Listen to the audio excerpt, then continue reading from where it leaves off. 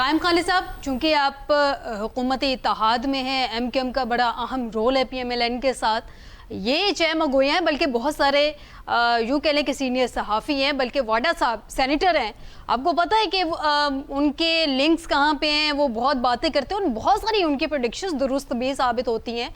उन्होंने भी कह दिया है कि ये जो हुकूमत है ये ज़्यादा देर तक नहीं चलेगी। रिज़र्व सीटों के हवाले से भी कहा जा रहा है, उन्होंने दावा किया कि जनाब रिज़र्व सीटों के मामले पे ये हुकूमत अमल दरामद नहीं करने जा रही। वाकई ऐसा है? आप लोग अदालती फैसले के अगेंस्ट जा रहे हैं? बिस्मिल्लाहिर्रहमानिर्रहीम। देखिए जी, आपने फैसल वाडा साहब का जिक्र किया, पहले तो इस बात पे मैं आ जाऊं जी जी, उन्होंने प्रेडिक्शन की, उनके कहाँ रास्ते और कहाँ वास्ते, मुझे नहीं पता उनके कहाँ रास्ते और कहाँ वास्ते हैं। सर आपने उनको सेनेटर बनाया पीपल्स पार्टी के साथ मिलके। बहरहाल हर इंसान अपनी सोच के मुताबिक बात करता है और अच्छा। बहुत सी बातें आपको पता है सही हो भी जाती हैं और बहुत सी बातें गलत भी हो जाती हैं।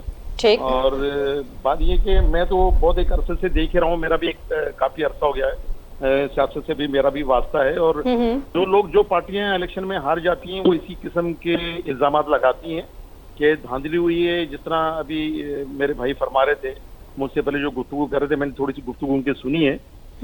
उन्होंने फरमाया है कि हाफिज नईम उर रहमान साहब जो जीत गए थे वहां से उन्होंने जितवा दिया गया था और उन्होंने वापस वो सीट कर दी है और उन्होंने कहा है कि फॉर्म 45 के मुताबिक जिसको ये सीट मिली उन्हें आप दे दें।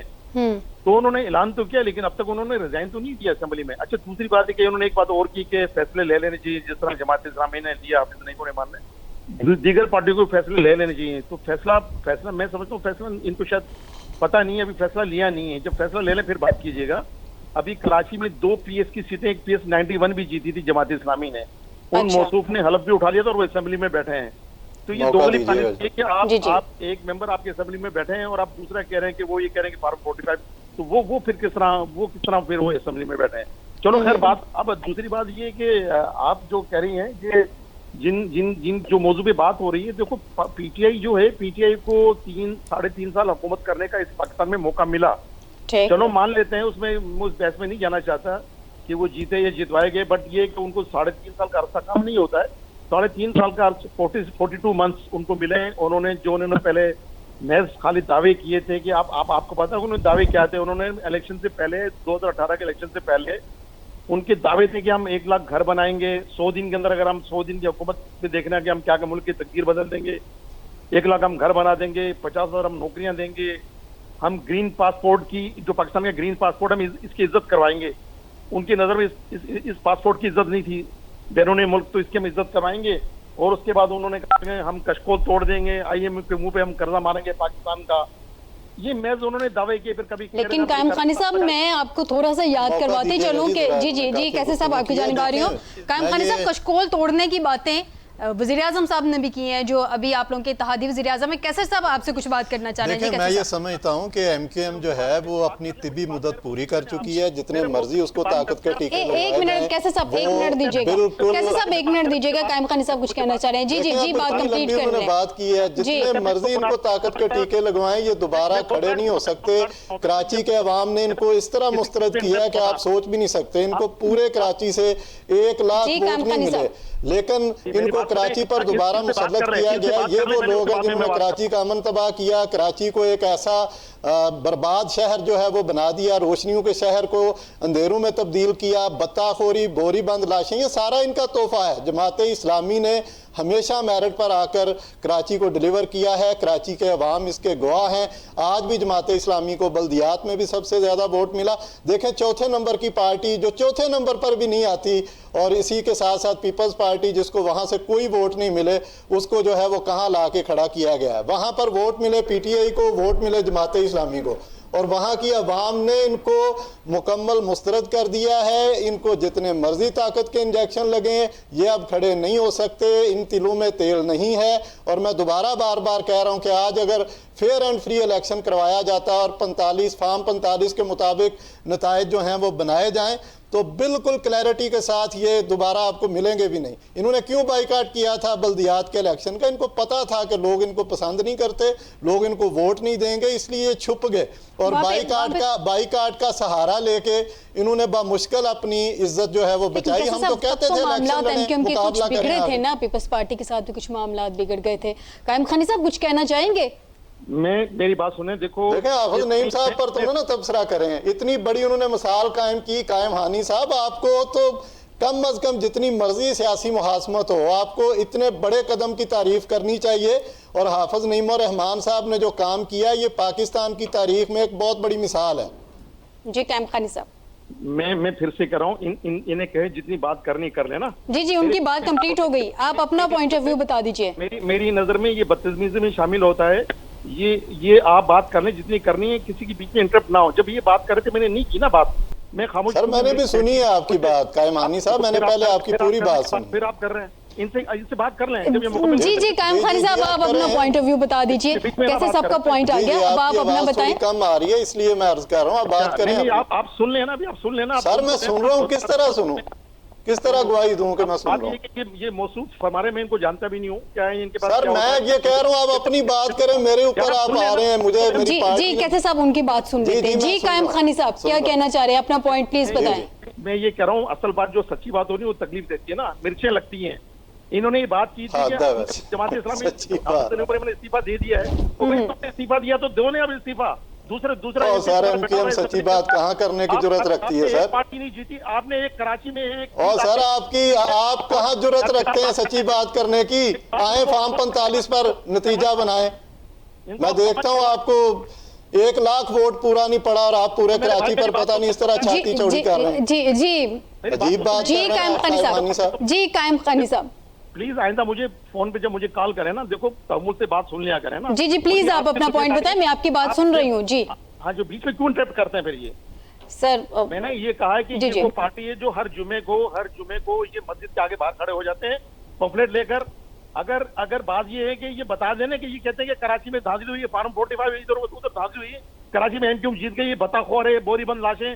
जो एक भाई 1988 1987 से एमक्यूएम गुज़श्ता 3-3.5 दहाइयों से एमक्यूएम जीत रही है। आप एमक्यूएम का रिकॉर्ड उठा के देख लें, सबसे बड़ा गलत हुआ है। बढ़ती रही हैं सीटें एमक्यूएम जब से मुसल्लत किया जा रहा है। 2018 के इलेक्शन में 2018 इनको तकलीफें यही हो रही हैं कि पहले इनके नुमाइंदे आकर जीत जाते थे कराची में। जब से कराची की अवाम मुकम्मल सफाया कर दिया, अपने मुकामी लोगों को जिताना शुरू किया है, तब से इनको तकलीफें होती हैं। ये इनका काम सिर्फ चंदा लेना है और ये मस्जिदों को आगे मुकम्मल सफाया कर दिया अवाम ने। जुमे को आगे रोड पर खड़े होकर इन पम्फलेट पर काम इन्होंने करना नहीं है, दोगली बात करते हैं। फॉर्म 45 पर आए ना जी, वो भी दूसरों का इस्तीफा दिलवाए ना, उसको क्यों बिठाया? फॉर्म 45 पर आए, वो कौन सा असेंबली गए हैं, नहीं जाएंगे। और मेरे भाई बात सुन लेना। कायम हानी साहब आप आधा घंटा बात करें, मैं आपको सुनती जाऊं और बेबुनियाद और बिल्कुल गलत इल्जामात की बात करें, मैं सुनता जाऊं। नहीं आप क्यों कमाल कर रहे हैं जी। कायम हानी साहब अपना पॉइंट बता दीजिएगा और मेरे सवाल का जवाब भी साथ दे दीजिएगा। देना चाहिए, इतनी देर इनकी बात आप सुन रहे हैं और बिल्कुल हकायक से दूर। कायम खानी साहब आप अपना पॉइंट दे दें, फिर कैसे साहब को भी पॉइंट जान लेते हैं ना। मैं ये दे रहा हूँ कि जब इन्होंने 15 मिनट बकवास की एमक्यूएम के बारे में, ये अपना लहजा रवैया मेरे ख्याल में ये वर्ड गुजर चुका। ये आपके इन अल्फाज का अवाम ने आपको रिजेक्ट किया है। आपके ये जुमले जो है ये माजी का किस्सा है। मैं भी बहुत कुछ कह सकता हूं, नहीं है आपको बिल्कुल अच्छे वर्ड बात करने की ये बुखलाहट है। ये हाफिज नईम और रहमान साहब जो काबू में आते हैं ना, डराते हैं आपको, ये उसका नतीजा है कि आप उल्टे सीधे अल्फाज इस्तेमाल कर रहे हैं, वो भी टीवी स्क्रीन पे। भाई आप मुस्तरद लोग हैं, फॉर्म 47 के मुस्तरद लोग हैं आप। एमक्यूएम कराची में आपका वजूद जो है वो खत्म हो गया, आप अपनी तिब्बी मुद्दत पूरी कर चुके। आप फॉर्म 45 पर आ जाएं, आपका सफाया हो जाएगा।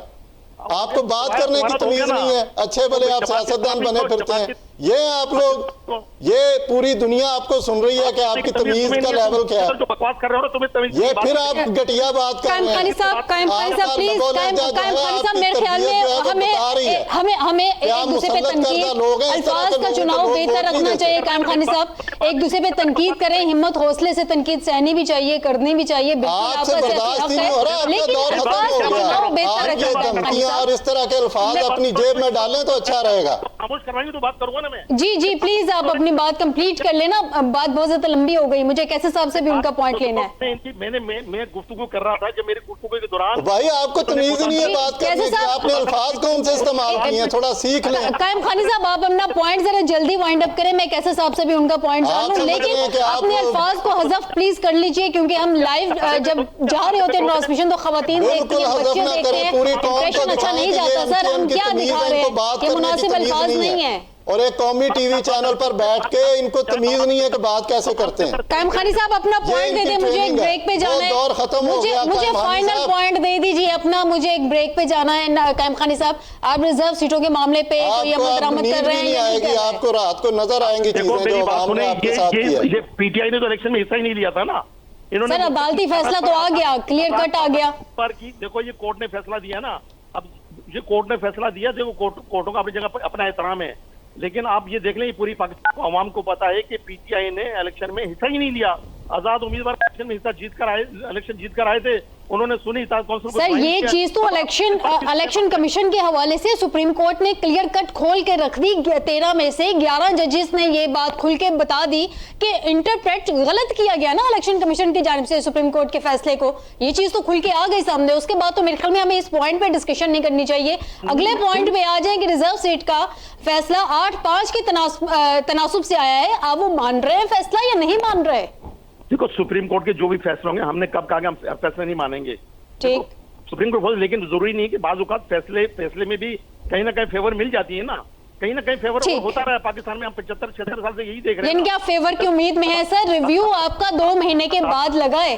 सर मुझे ब्रेक पे जाना है, लेकिन रिव्यू आपका 2 महीने के बाद लगा है।